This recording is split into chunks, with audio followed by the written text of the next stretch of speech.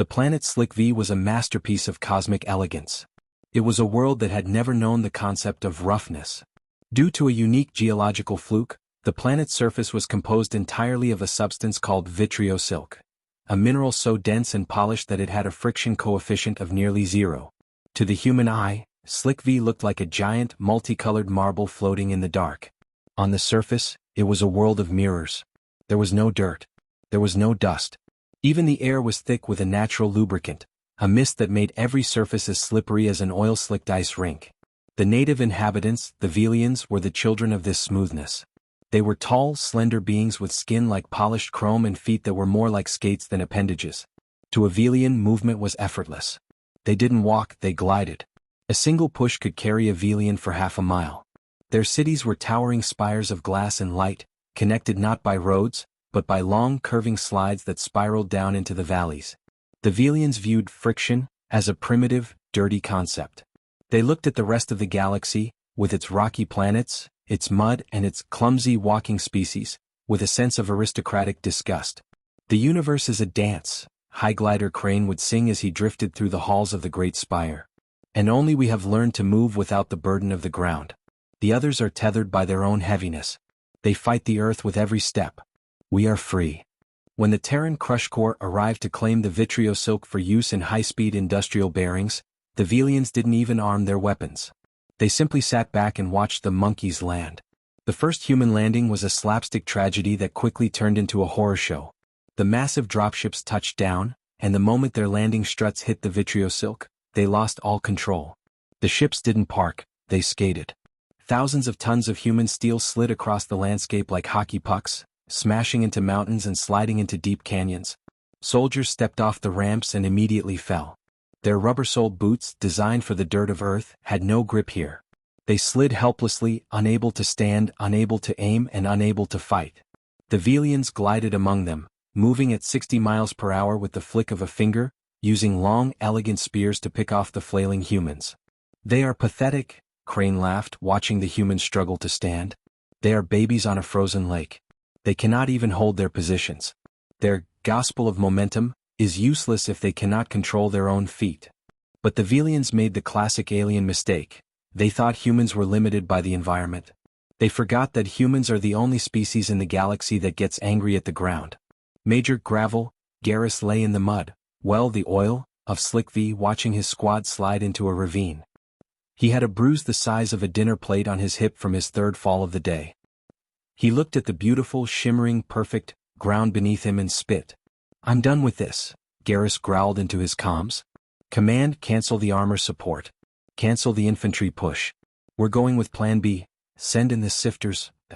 High Glider Crane was preparing a victory speech when the sky over Slick V turned dark.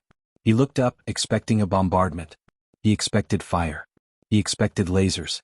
Instead, he saw the sifters, massive, blocky human cargo ships as big as cities, hovering just above the clouds. They didn't fire cannons.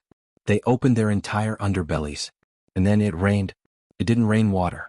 It rained grit. Billions of tons of industrial-grade sand, crushed red granite, and jagged silicon carbide poured out of the human ships. It was a brown and gray waterfall that blotted out the sun. The perfect, shimmering surface of Slick V was suddenly buried under 6 inches of the dirtiest, roughest, most abrasive material the human mining colonies could produce. The Velians were horrified. Their mirrors were covered in filth. Their slides were filled with rocks. But the real terror was the physics. Friction, the dirty force they had spent millions of years avoiding, had arrived. "My feet!" a Velian warrior screamed. He tried to glide across the newly gridded surface, but the sharp rocks dug into his smooth, metallic soles. Instead of a graceful slide, he experienced a sudden, violent stop. The momentum he had carried for centuries was turned into a faceplant at 50 miles per hour. All across the valley, Velians were crashing. Their elegant movement relied on zero resistance. Now every time they tried to push off, the sand caught them. They stumbled. They fell. They were trapped in a world that finally had grip. Then came the tread grinders. Out of the human dropships rolled the modified tanks. They didn't have smooth tracks. They were equipped with shark-tooth treads, massive steel spikes designed to bite into anything and everything. Behind them marched the human infantry. Their boots weren't rubber anymore. They were fitted with heavy, spiked crampons that crunched loudly into the sand. Crunch, crunch, crunch. The sound of human footsteps, the sound the Velians had always mocked, became the heartbeat of the invasion. Major Garrus stood on the sand, his feet planted firmly. He didn't slip. He didn't slide. He raised his heavy, blackened machine gun and leveled it at a Velian who was struggling to stand in the grit. Nice and steady now, Garrus muttered. Rat-dee-dee-dee-dee. The human bullets didn't ricochet off the ground anymore. The sand caught the stray rounds, absorbing the impact. The humans had turned a perfect world into a dirty, gritty battlefield where they were the masters. The Velians tried to retreat to their spires, but the slides were clogged with sand. They tried to glide up the ramps, but the friction was too high. For the first time in their history, the Velians were forced to walk. And because they had never learned how, they moved like wounded birds, slow and clumsy. High Glider Crane was cornered in his great spire by Garrus and his squad. The beautiful glass floor of the spire was covered in muddy footprints and abrasive dust. Crane looked at the dirty, scarred humans with tears in his iridescent eyes. "You have ruined it." Crane shrieked. "You have brought the filth of the universe to our paradise. You have destroyed the beauty of the glide." Garrus walked up to him, his spiked boots leaving deep scratches in the sacred floor. He looked at Crane and then at the shimmering horizon, now marred by a massive brown cloud of human sand. "You call it beauty, pal?" Garrus said, reloading his weapon. "I call it a lack of traction.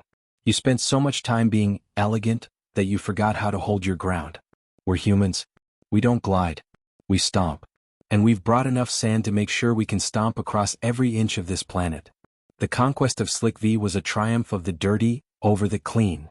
The humans didn't need to learn the aliens' way of moving. They just brought their own ground with them.